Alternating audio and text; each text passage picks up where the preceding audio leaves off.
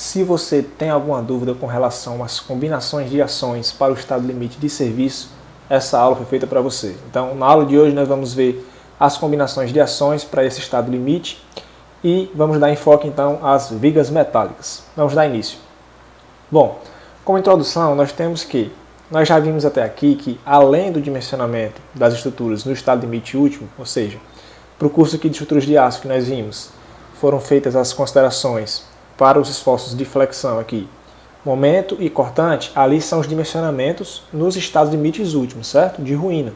Então, além destes, deve ser feita uma verificação do seu comportamento sob a ação de cargas em serviço, ou seja, durante a própria utilização da construção.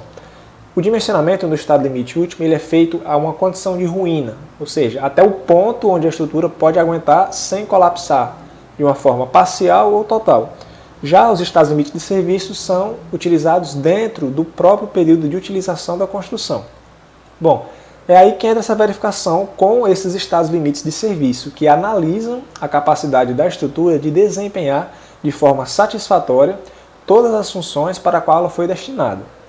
Bom, deseja-se, por exemplo, evitar uma sensação de insegurança dos usuários de uma obra na presença de deslocamentos ou vibrações excessivas. Por exemplo, você tem uma flecha, um deslocamento transversal de uma viga excessivo que dá uma sensação de insegurança para aquelas pessoas que estão ocupando aquele espaço.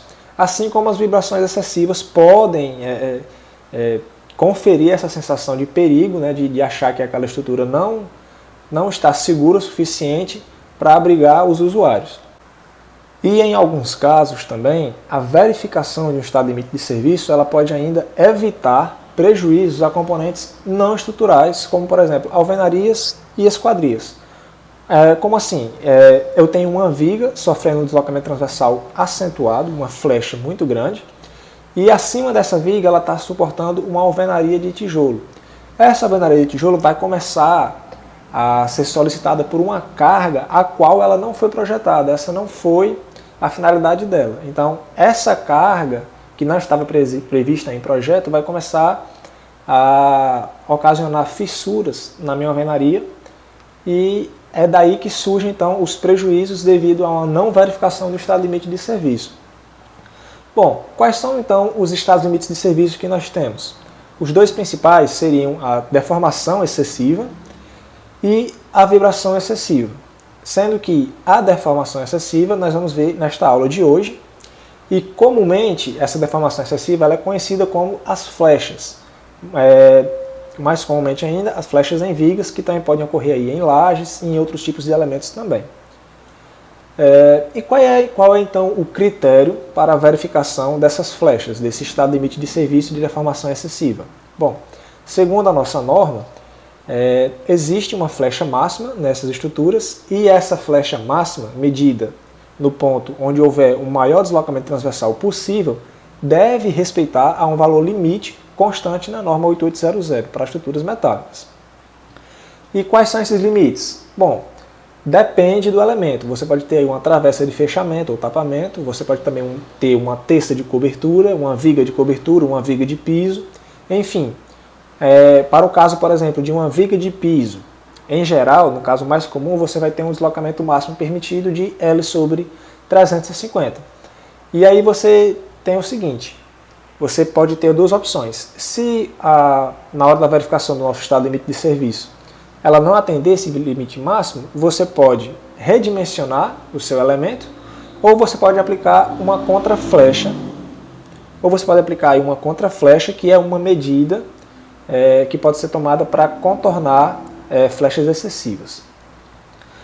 Bom, com relação às combinações de ação, nós vamos ter aqui os valores de ações variáveis no estado limite de serviço, e podem ter três no caso, que é o seu valor raro, do tipo característico, o valor do tipo frequente e o valor quase permanente. Para o valor raro, ele vai assumir justamente o seu valor característico, ou seja, uma ação do tipo variável vai assumir o seu valor característico total, indicado aqui pela letra Q. Já para o valor frequente, você vai entrar aqui com um coeficiente de associação de cargas chamado de Psi1. E para o valor quase permanente, você vai ter um coeficiente chamado de Psi2. Lembrando que Psi1 é maior do que Psi2, ou seja, para um valor raro você vai ter o valor total característico da nossa carga variável, para um valor frequente você vai ter uma minoração desse seu valor, e para um valor quase permanente vai ter uma minoração maior ainda. E as combinações de ações para esse estado limite de serviço, quais são então? Nós temos três. Nós vamos ter a combinação quase permanente, a combinação frequente e a combinação rara. A combinação quase permanente é a mais comum utilizada, mas as frequentes e raras também são bastante utilizadas. O que é que vai decidir aqui qual das três que eu vou utilizar? Existem recomendações em norma, mas a norma também diz que fica a cargo do projetista determinar qual das combinações vai utilizar no seu projeto, de acordo com seus critérios de segurança.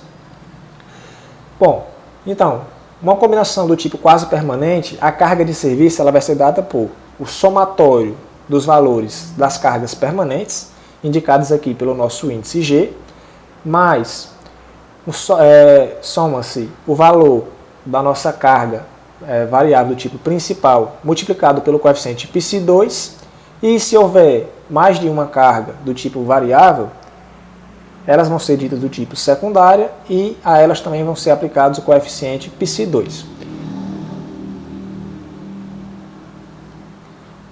Já as combinações do tipo frequente, elas são dadas da seguinte forma: soma-se os valores característicos para a ação do tipo permanente. Já para as ações principais, para a nossa ação principal do tipo variável, adiciona-se o coeficiente Psi1, e as ações variáveis do tipo secundárias, Psi2 vezes o seu valor característico. E por último, a nossa combinação rara ela é dada da seguinte forma: o valor característico para as nossas ações permanentes, mais o valor característico sem nenhuma minoração para a nossa ação do tipo variável principal, e se houverem ações variáveis secundárias, você vai ter ela aqui multiplicada pelo nosso coeficiente Psi1. Sim, e esses coeficientes Psi1 e Psi2, eles podem ser encontrados em norma, por exemplo, nesta tabela aqui, onde nós temos os valores de Psi1 e Psi2, observando-se sempre que o valor de Psi1 é maior do que o valor de Psi2. E esses valores vão variar de acordo com o tipo de carga secundária, do tipo de carga variável, perdão. Podemos ter aqui carga de uso e ocupação, são ditas cargas acidentais, carga de vento, temperatura e também cargas móveis. Bom, professor, a gente viu até aqui, então, como fazer esses tipos de combinações. Mas como é que eu faço, então, para descobrir a flecha máxima em uma viga? Muito simples, pessoal. As flechas em vigas elas vão depender das condições de vínculo deste elemento.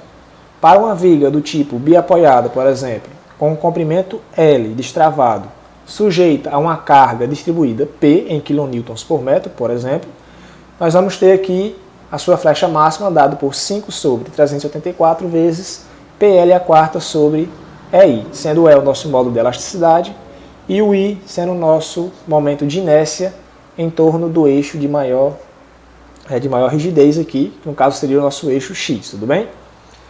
Já para uma viga do tipo engastada e apoiada, nós vamos ter a flecha máxima dada por 1 sobre 185 PL a quarta sobre AI. Já para uma viga biengastada, engastada nas suas duas extremidades, nós vamos ter a flecha máxima dada por 1 sobre 384 vezes PL a quarta sobre EI. Já para uma viga engastada em sua extremidade e livre na outra, nós vamos ter que a flecha máxima é dada por 1 sobre 8 PL a quarta sobre EI. Bom, visto que nós tivemos até aqui na nossa aula, nós vamos fazer um exercício dividido em duas partes. Aqui é a nossa primeira parte com o seguinte: uma viga de piso de edifício comercial feita, no caso utilizada aqui, com um perfil W tipo H 200 por 53,0 kg por metro, está sujeita às seguintes cargas distribuídas, ou seja, são cargas distribuídas em kN por metro sobre todo o seu comprimento. Então a primeira carga que nós temos aqui é o próprio peso dessa viga metálica, dada em 0,53 kN por metro. Temos também o peso próprio de elementos construtivos em geral, no valor de 4,15 kN por metro, e uma carga de ocupação da estrutura, ou seja, uma carga acidental de 3 kN por metro. Então nós temos aqui as duas primeiras cargas do tipo permanente e a terceira carga do tipo variável. Pede-se o seguinte: calcular a carga distribuída de projeto, ou seja, fazer uma combinação de todas essas cargas de duas formas. A primeira, para uma combinação normal de ações no nosso estado limite último, e uma segunda, uma combinação quase permanente para o nosso estado limite de serviço. Bom, vamos considerar que a nossa viga aqui ela é biapoiada, tudo bem? E a nossa seção transversal típica é esta daqui demonstrada. Bom, qual é a solução do problema então? Nós não vamos ter aqui mais de uma combinação para cada estado limite. Nós vamos ter apenas uma, porque nós temos apenas uma carga do tipo variável, então não tem por que fazer mais de uma combinação para o mesmo estado limite. Então, falando-se agora de combinação para o estado limite último, nós temos que o coeficiente de majoração para a carga de tipo do peso próprio é de 1,25, ok? 1,25 é o coeficiente de majoração para a nossa carga de peso próprio, 0,53 é o nosso valor característico de peso próprio, mais 1,5 o nosso coeficiente majorador para as cargas provenientes de equipamentos em geral, 4,15 é o valor característico para essa carga, e para a nossa carga do tipo acidental nós temos um coeficiente de majoração de 1,5 e o seu valor característico no valor de 3. Fazendo esses cálculos, nós temos que a nossa carga distribuída em kN por metro é de 11,39 para o nosso estado limite último. Então, onde é que vai ser utilizada essa carga aqui, pessoal? Vai ser utilizada para se determinar o momento máximo solicitante e também o cortante máximo solicitante, e assim determinar os estados limite últimos para esses dois tipos de esforços, como a gente viu já nas outras aulas.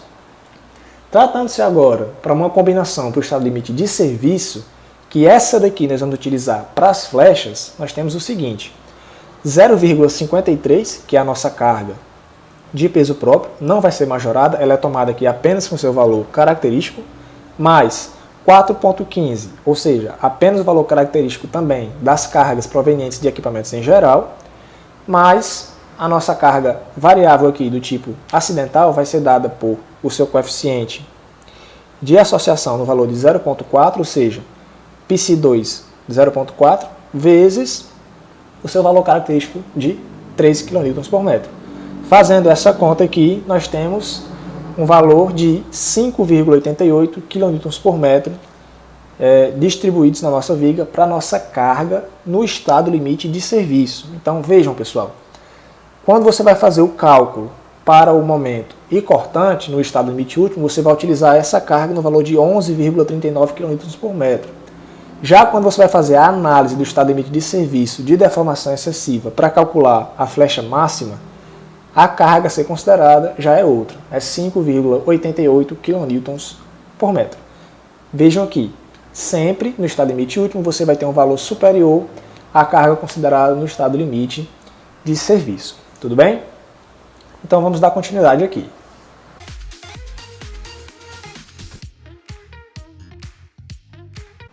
Bom, então se nós dermos aqui continuidade ao exemplo que foi feito agora há pouco, e a gente pegar este nosso perfil HP 200 por 53, com um momento de inércia em torno de x no valor de 4.977 cm², que é o eixo de maior inércia deste perfil, pegarmos a nossa carga calculada para a avaliação do estado limite de serviço em deformações excessivas, ou seja, a flecha, no valor de 5,88 kN por metro, que foi o que foi calculado no nosso exemplo, e tentarmos calcular com isso a nossa flecha máxima e comparar ela com a flecha limite da norma.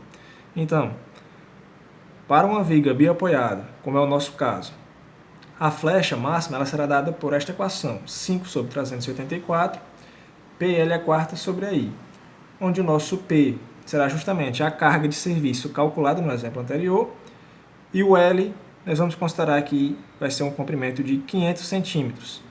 O E é o nosso módulo de elasticidade e o I vai ser o momento de inércia em torno de x. Bom, fazendo os cálculos e substituindo todo mundo para ficar na mesma unidade, no nosso caso aqui vamos colocar todo mundo em centímetros, nós vamos ter 5 sobre 384. A nossa carga, eu vou fazer a divisão dela por 100 para ela ficar em kN por centímetro, então ao invés de 5,88 nós vamos ter 0,0588 kN por centímetro. vezes 500 centímetros a quarta potência, que é o nosso comprimento, dividido por o nosso E, que em kN por centímetro quadrado é igual a 20.000, vezes o nosso momento de inércia, em torno de x, no valor de 4.977. Fazendo os cálculos dessa equação, nós temos que a nossa flecha máxima na nossa viga é igual a 0,48 centímetros. E o que a norma diz com relação à flecha limite, que deve ser atendido para o estado limite de serviço de deformação excessiva? Bom, para uma viga de piso, em geral, que é o nosso caso aqui, dada uma combinação quase permanente, nós temos que a nossa flecha limite será dada por L dividido por 350.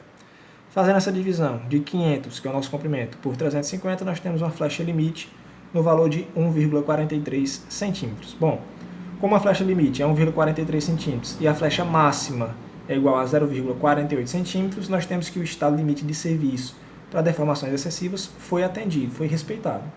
Então, tudo ok aqui, verificação atendida. Bom, este então foi a nossa aula de hoje, espero que tenham gostado e até a próxima, pessoal. Um abraço.